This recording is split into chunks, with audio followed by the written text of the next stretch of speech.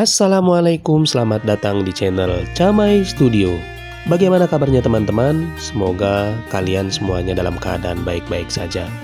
Terima kasih kepada teman-teman yang sudah setia mendengarkan cerita horor atau cerita mistis, cerita pendek di channel Camai Studio. Mimin doakan semoga dirinya selalu dijaga kesehatannya, dilancarkan rezekinya, dan dimudahkan segala urusannya. Untuk cerita kali ini, Mimin dapatkan dari kumpulan kisah-kisah horor yang berjudul Waspada Bertemu Wanita Cantik di Tengah Malam. Mari kita mulai ceritanya. Berhati-hatilah terhadap wanita cantik yang belum kamu kenal di tengah malam. Bisa-bisa yang kamu temui adalah hantu. Itu ungkapan pertamaku saat aku berjalan di tengah malam. Semenjak perceraiannya dikabulkan dengan lancar, akhirnya Yanto dapat berpisah dengan istrinya yang gila dengan kemewahan dan hura-hura itu. Yanto sebagai karyawan bekerja siang hingga malam, peras keringat dan banting tulang. Namun istrinya yang tercinta malah menghabiskan uangnya untuk berjudi dan berfoya-foya. Bahkan uang yang untuk keperluan sehari-hari dihabiskan di meja judi. Saat Yanto memergokinya, ia sedang asik berkumpul dengan teman-temannya, bermain judi di salah satu rumah temannya. Tak heran, emosi Yanto naik ke ubun-ubun. Tak peduli ada teman-teman istrinya di sana, Yanto langsung mengusir orang-orang yang sedang berjudi itu. Yanto mengancam, jika istrinya masih suka berjudi, maka lebih baik cerai saja. Istrinya pun sadar dan meminta maaf, serta mengumbar janji tidak akan mengulanginya lagi. Namun, namanya juga setan judi. Suatu hari ketika Yanto keluar kota untuk urusan kantornya selama 3 hari, diam-diam istrinya berjudi lagi. Setelah pulang, ia melihat istrinya hanya diam membisu. Yanto mendapat informasi dari pembantunya bahwa istrinya berjudi lagi. Dan ternyata seluruh uang tunai dan perhiasan amblas di meja judi.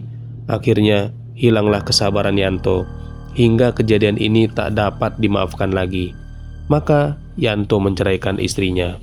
Ia pun pergi berdua ke pengadilan dan memutuskan untuk menceraikan istrinya di depan hakim. Kini Yanto kesepian. Ia menyandang duda.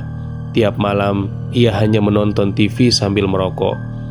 Pada suatu malam, duda baru ini merasa jenuh, harus sendirian di rumah saja. Maka ia memilih jalan-jalan keluar rumah, menikmati suasana malam yang dingin. Yanto berjalan-jalan menyusuri perumahan yang sepi. Penghuninya rata-rata telah terlelap. Ia berjalan sambil merokok tanpa suatu tujuan. Secara tidak sengaja, Yanto melewati sebuah kuburan. Setelah beberapa langkah, Yanto pun melintas sebuah rumah kosong. Tampak dari luar rumah tersebut memang sangat mewah, namun di dalamnya tanpa lampu penerangan. Tiba-tiba bulu kuduknya merinding. Yanto sempat berhenti memperhatikan rumah itu dan bertanya pada diri sendiri, rumah siapa ini? Rumah semewah ini, kenapa tidak ada penghuninya? Gumamnya dalam hati. Dan ketika Yanto hendak melanjutkan perjalanannya, tiba-tiba terdengar sebuah suara yang sempat membuat Yanto sangat terkejut. Suara seorang perempuan memanggilnya dengan sangat lembut. Suara yang lembut namun seperti bergema. Yanto merasa mengenal suara itu. Sepertinya rekan kerjanya.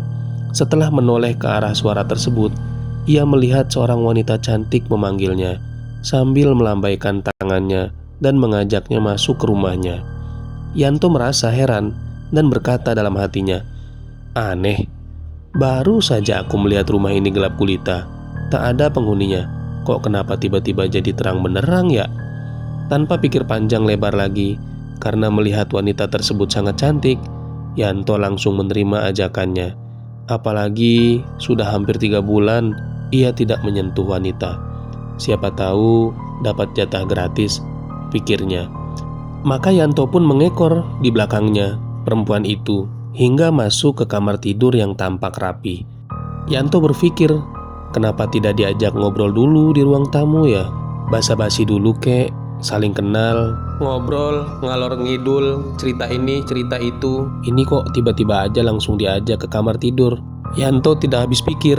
Mungkin ini wanita sudah lama ditinggalkan oleh pasangannya, hingga menyebabkan ia langsung to the point saja. Di dalam kamar, dengan gerakan lembut sang bidadari menarik Yanto ke ranjang.